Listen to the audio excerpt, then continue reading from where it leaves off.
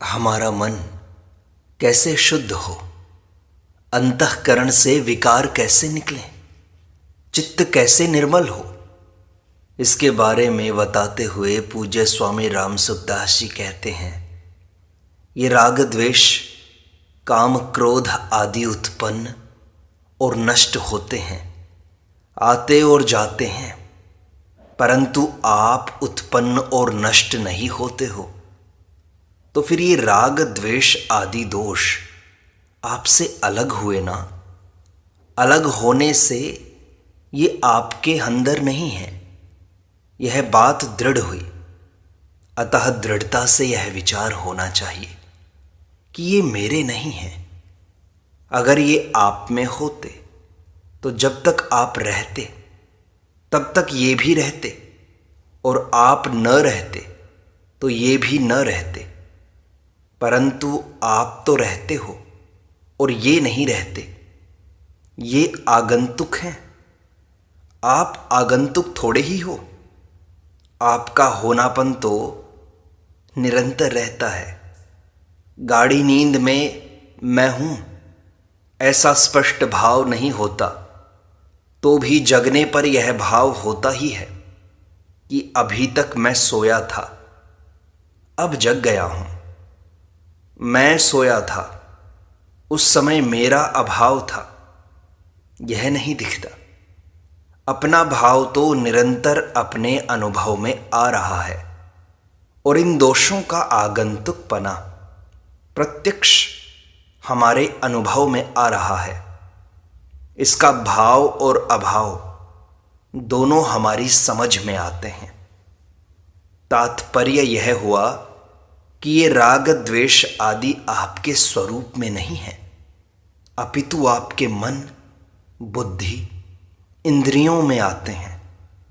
परंतु शरीर को मैं मेरा मानने से इनके साथ अपने संबंध का अभाव नहीं दिखाई देता। देखो, एक बात बताएं, आप ध्यान देकर सुने। हमें संसार के जितने भी ज्ञान होते हैं वे सब सांसारिक पदार्थ, शरीर, इंद्रियां, अंतःकरण, इनको साथ लेकर ही होते हैं। परंतु स्वयं का बोध शरीर, इंद्रियां, अंतःकरण को साथ लेने से नहीं होता। अब यह जो बात है कि अंतःकरण शुद्ध होने से संसार का ज्ञान साफ होगा, पर स्वरूप का बोध कैसे होगा, इस पर शंका करो। श्रोता ने पूछा कि महाराज जी, अंतःकरण शुद्ध होने से अंतःकरण से संबंध विच्छेद हो जाएगा तो बोध अपने आप हो जाएगा ना? स्वामी जी ने कहा, जड़ चेतन का, सत असत का, नित्य अनित्य का जो विवेक है, उस विवेक को महत्व न देने से ही बोध नहीं हो रहा है। विवेक को महत्व देने से अविवेक मिट जाएगा और बोध हो जाएगा। यह विवेक आप में है और अभी है। उस विवेक को आपने प्रकाशित नहीं किया, उसको आपने उद्बुद्ध नहीं किया, उसको जागृत नहीं किया, उसका आदर नहीं किया, उसको महत्व नहीं दिया। यह गलती हुई। अंतःकरण शुद्ध होने से क्या हो जाएगा? शुद्ध होने से एक बात है कि पारमार्थिक रुचि हो जाएगी और कुछ नहीं। एक बड़ी मार्मिक बात है, जिस तरफ साधक का ध्यान जाता नहीं है, परमात्म तत्व का अथवा स्वरूप का बोध करण निरपेक्ष है। उसमें साधन की आवश्यकता नहीं है। इसलिए करण शुद्ध हो या अशुद्ध, उससे विमुख होने से वह बोध हो जाएगा। श्रोता ने पूछा कि अंतःकरण शुद्ध हुए बिना उससे संबंध टूट सकता है क्या? स्वामी जी ने कहा, वास्तव में संबंध है नहीं, पर संबंध मान लिया है। माना हुआ संबंध नहीं मानने से मिट जाएगा। इसमें शुद्धि अशुद्धि से क्या लेन देन? श्रोता ने पूछा कि यह मान्यता बिना अंतःकरण शुद्ध हुए भी हो सकती है क्या? स्वामी जी ने कहा, बिल्कुल हो सकती है। आपके भीतर यह भाव होना चाहिए कि मेरी मुक्ति हो जाए, मुझे बोध हो जाए, मेरा अंतःकरण शुद्ध हो जाए, उससे संबंध विच्छेद हो जाए। यह बात वास्तव में संबंध को दृढ़ करने वाली है। किसी को मिटाना चाहते हो तो मिटाने से पहले उसकी सत्ता मानते हो। अगर सत्ता नहीं मानते तो फिर मिटाते किसको हो? सत्ता मानते हो तभी तो आप संबंध विच्छेद करना चाहते हो। संबंध है, यह मान्यता होती है, तब उसको दूर करते हो। मैं कहता हूं कि संबंध है ही नहीं। उस शास्त्रीय प्रणाली में और इस प्रणाली में यही खास फर्क है। जैसे वेदांत ग्रंथों में आता है कि अध्यारोप और अपवाद, इन दोनों से निष्प्रपंच का प्रपंच हुआ है, अर्थात परमात्मा का विवेचन होता है। तो मैं कहता हूं कि जब अपवाद ही करना है तो अध्यारोप करो ही क्यों? श्रोता ने कहा, मेरा प्रश्न यही उठ रहा है कि अंतःकरण की शुद्धि हुए बिना मान्यता बनती नहीं। स्वामी जी ने कहा, मैं कहता हूं कि बनती है। अंतःकरण को लेकर बनाओगे तो नहीं बनेगी। देखो, सनकादियों ने जाकर ब्रह्मा जी से प्रश्न किया कि मन विषयों में फंसा हुआ है और विषय मन में बसे हुए हैं, तो फिर मन को विषयों से अलग कैसे करें? तो उत्तर दिया कि इन दोनों से ही संबंध विच्छेद कर दो। मदरूप उभयम त्यजेत। यही तो मैं कहता हूं। इस साधन को क्यों नहीं पकड़ते आप? यह तो शास्त्र की बात है, मेरे घर की नहीं है। मेरे घर की इतनी ही बात है कि इसी को जोर से पकड़ना चाहिए, दूसरे को नहीं। अध्यारोप करो, उसको रखो, फिर उसको दूर करो। क्यों आफत में फंसते हो? है ही नहीं हमारे में।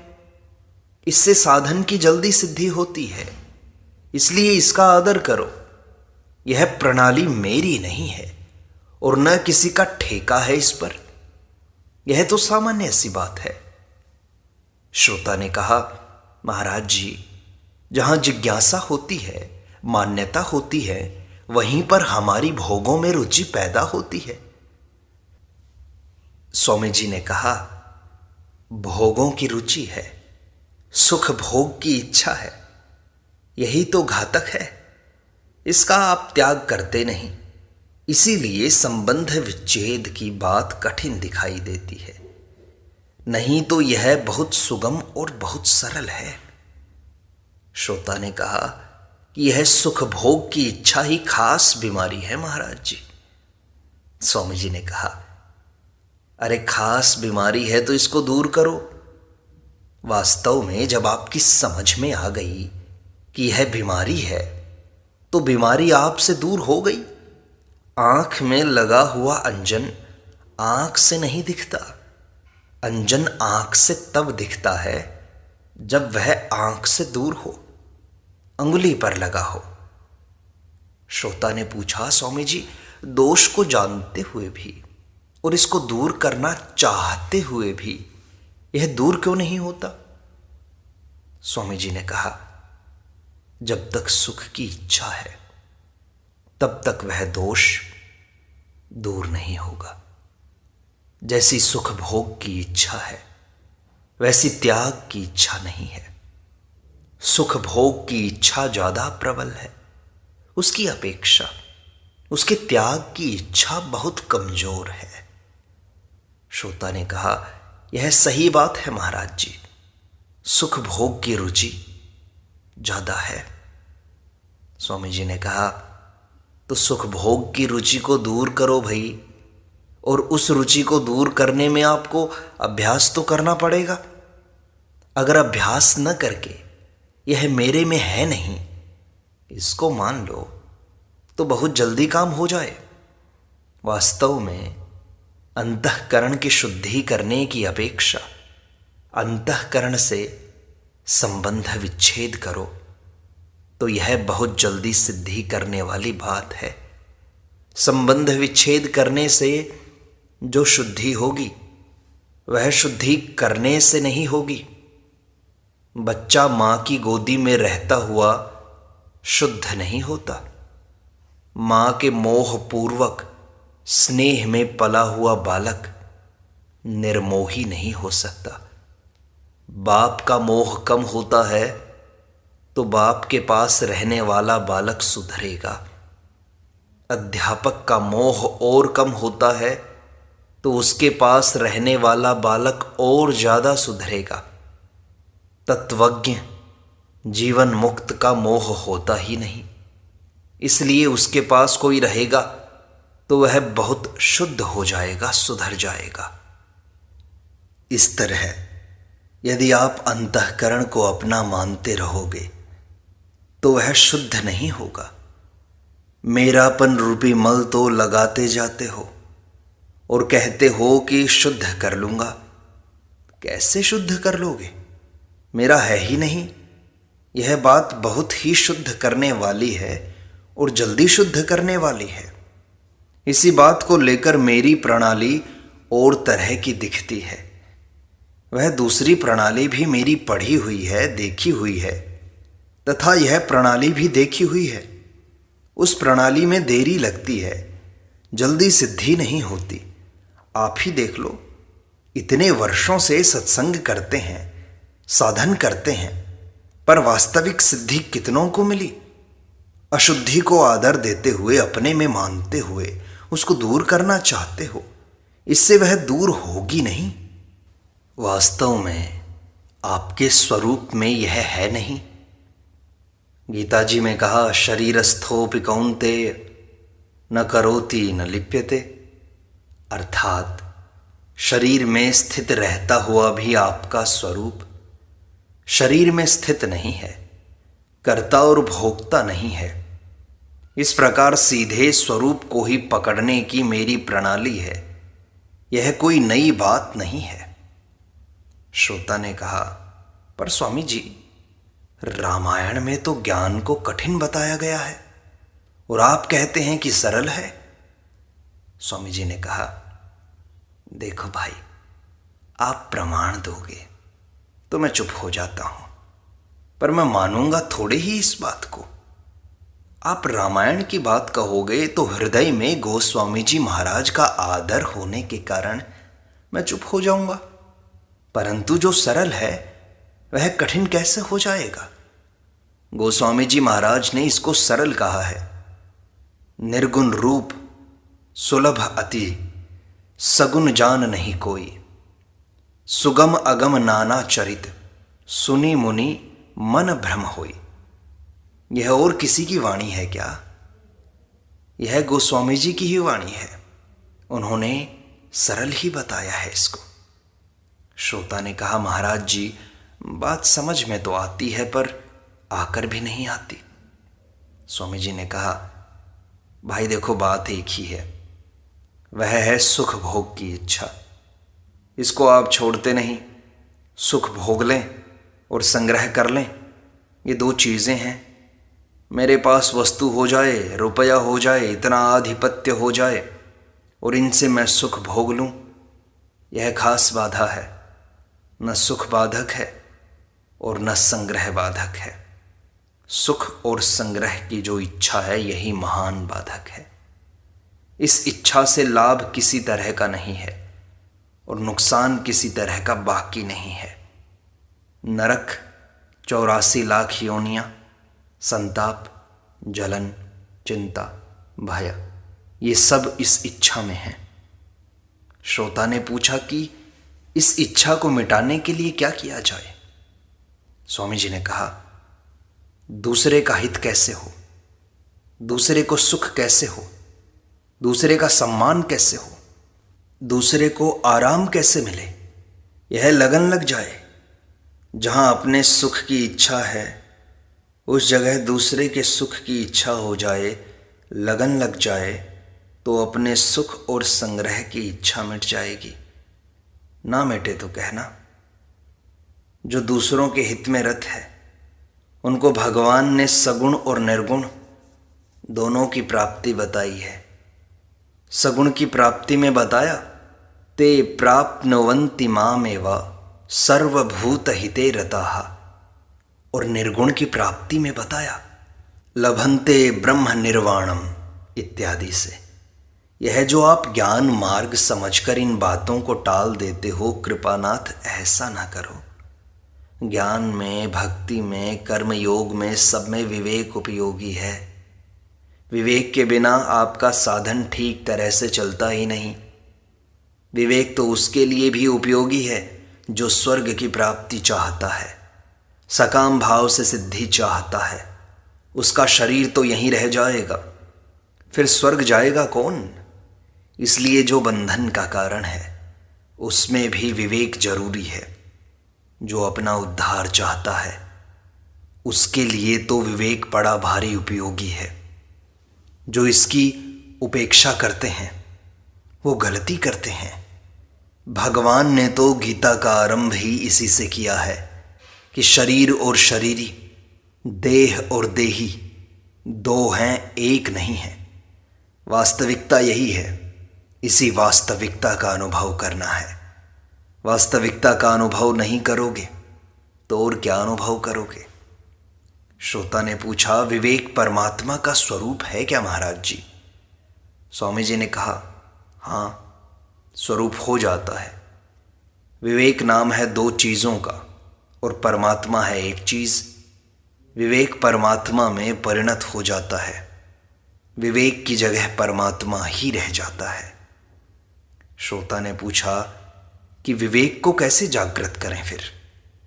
स्वामी जी ने कहा, यही तो मैं माथापच्ची कर रहा हूं। आप और हम मिल करके अभी क्या कर रहे हैं? विवेक को जागृत करने की बात ही कर रहे हैं। विवेक के लिए अभ्यास जरूरी नहीं है, विचार जरूरी है। अभ्यास से मुक्ति नहीं होती और विचार से मुक्ति बाकी नहीं रहती।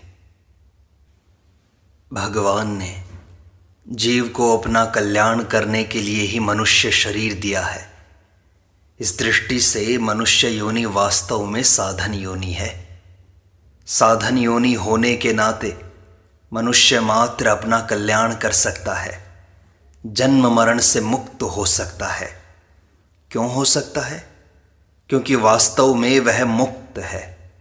इसलिए साधक को सर्वप्रथम इस सत्य को दृढ़ता से स्वीकार करना चाहिए कि मैं मुक्त हो सकता हूँ। क्यों हो सकता हूँ? क्योंकि मैं मुक्त हूँ। मैं परमात्मा को प्राप्त कर सकता हूँ। क्यों कर सकता हूँ? क्योंकि परमात्मा प्राप्त है, जो सब देश में है, सब काल में है, सब समय में है, सब व्यक्तियों में है, सब वस्तुओं में है, सब अवस्थाओं में है, सब घटनाओं में है, सब परिस्थितियों में है। वे परमात्मा क्या हमसे कभी अलग हो सकते हैं? जैसे परमात्मा हमसे कभी अलग नहीं होते, ऐसे ही शरीर के साथ हमारा कभी मिलन नहीं होता। आज तक हम अनेक योनियों में गए, अनेक शरीर धारण किए, पर कोई भी शरीर हमारे साथ नहीं रहा, जबकि हम स्वयं वे के वे ही रहे। अतः साधक को यह सत्य स्वीकार कर लेना चाहिए कि परमात्मा के साथ हमारा अविभाज्य संबंध है और संसार के साथ शरीर का अविभाज्य संबंध है। इसलिए हम शरीर के द्वारा अपने लिए कुछ नहीं कर सकते। शरीर से कोई भी क्रिया करेंगे तो वह संसार के लिए ही होगी, अपने लिए नहीं। क्रिया मात्र का संबंध संसार के साथ है। हमारा स्वरूप अक्रिय है, अगर हम कोई भी क्रिया न करना चाहें तो शरीर की क्या जरूरत है। अब साधक को विचार करना है कि जब शरीर के द्वारा हम अपने लिए कुछ कर ही नहीं सकते, केवल संसार के लिए ही कर सकते हैं, तो फिर अपने लिए क्या कर सकते हैं, कैसे कर सकते हैं। विचार करने पर पता लगता है कि हम अपने लिए अपने द्वारा निष्काम हो सकते हैं। क्यों हो सकते हैं? क्योंकि हम निष्काम हैं। हम अपने लिए ममता रहित हो सकते हैं। क्यों हो सकते हैं? क्योंकि हम पहले से ही निर्मम हैं। हम अपने लिए निरअहंकार हो सकते हैं। क्यों हो सकते हैं? क्योंकि हम निरअहंकार हैं। गीता में भगवान ने भी हमें निष्काम, निर्मम और निरअहंकार होने के लिए कहा है। क्यों कहा है? क्योंकि हम निष्काम, निर्मम और निरअहंकार हैं। हम अपने द्वारा भगवान को अपना मान सकते हैं। क्यों मान सकते हैं? क्योंकि भगवान अपने हैं, दूसरा कोई अपना है ही नहीं, हो सकता ही नहीं। हम अपने द्वारा संसार से अलग हो सकते हैं। क्यों हो सकते हैं? क्योंकि हम संसार से अलग हैं। असंगो ही अयम पुरुषः। तात्पर्य यह निकला कि हम अपने लिए निष्काम, निर्मम, निरअहंकार हो सकते हैं और अभी हो सकते हैं। ऐसा होने के लिए शरीर की आवश्यकता नहीं है, अपितु अपने ही द्वारा हो सकते हैं। परिश्रम और पराश्रय का त्याग करके हम अपने लिए ही, अपने ही द्वारा विश्राम और भगवद आश्रय पा सकते हैं। इसमें हम पराधीन नहीं हैं, अपितु सर्वथा स्वाधीन हैं। शरीर के साथ हमारा संबंध कभी था नहीं, है नहीं, होगा नहीं, हो सकता भी नहीं। अतः शरीर के द्वारा हम भोजन तो कर सकते हैं पर भजन नहीं कर सकते। सेवा भी हम शरीर के द्वारा नहीं कर सकते, अपितु शरीर से अलग होकर कर सकते हैं। कैसे कर सकते हैं? अपने द्वारा बुराई रहित होकर कर सकते हैं। क्यों कर सकते हैं? क्योंकि हम बुराई रहित हैं। भजन भी हम अपने ही द्वारा कर सकते हैं। कैसे कर सकते हैं? भगवान में प्रेम करके कर सकते हैं। क्यों कर सकते हैं? क्योंकि हम भगवान के प्रेमी हैं। शरीर के द्वारा हम सेवा और प्रेम की चर्चा तो कर सकते हैं, पर सेवा और प्रेम नहीं कर सकते। संसार से मिले हुए शरीर, इंद्रियां, मन, बुद्धि के द्वारा हम संसार को ही प्राप्त कर सकते हैं, परमात्मा को नहीं। परमात्मा को न शरीर के द्वारा पकड़ा जा सकता है, न मन के द्वारा पकड़ा जा सकता है, न इंद्रियों के द्वारा पकड़ा जा सकता है और न ही बुद्धि के द्वारा पकड़ा जा सकता है। यदि इनके द्वारा परमात्मा पकड़ा जा सकता तो फिर मशीन के द्वारा भी परमात्मा पकड़ा जा सकता। इसलिए यदि साधक परमात्मा को प्राप्त करना चाहता है तो उसको शरीर, इंद्रियां, मन, बुद्धि, अंतःकरण के आश्रय का त्याग करना पड़ेगा। क्रिया के आश्रय का त्याग करना पड़ेगा। परमात्मा इन शरीर आदि जड़ वस्तुओं के द्वारा नहीं प्राप्त होता, अपितु इनके त्याग से, इनसे संबंध विच्छेद करने पर प्राप्त होते हैं। इससे यह सिद्ध हुआ कि परमात्मा को पाने के लिए, उनका प्रेमी बनने के लिए हमें न तो शरीर की आवश्यकता है, न इंद्रियों की आवश्यकता है, न मन की आवश्यकता है और न बुद्धि की ही आवश्यकता है। शरीर के द्वारा मिलने वाली वस्तु सबको नहीं मिल सकती, पर अपने द्वारा मिलने वाली वस्तु सभी को मिल सकती है।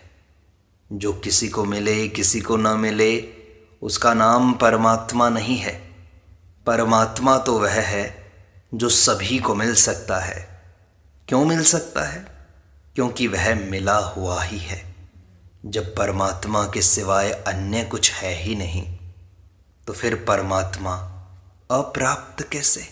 इसलिए जब विचार करोगे, ध्यान से देखोगे तो पाओगे कि ये शरीर, मन, बुद्धि, इंद्रियां, अंतःकरण जिनको तुम शुद्ध करना चाहते हो वे अपने हैं ही नहीं। और जब अपने हैं नहीं, अपने में है नहीं, तो इनको शुद्ध करने का क्या फायदा। इनको शुद्ध करने का तात्पर्य इतना ही है कि इनको अपना मत मानो। इनको, शरीर को, मन बुद्धि को, अंतःकरण को अपने लिए मत मानो। ये भगवान के लिए है, संसार के लिए है। इस प्रकार यह सत्संग यहीं संपूर्णता को प्राप्त होता है। शेष अगले अंक में।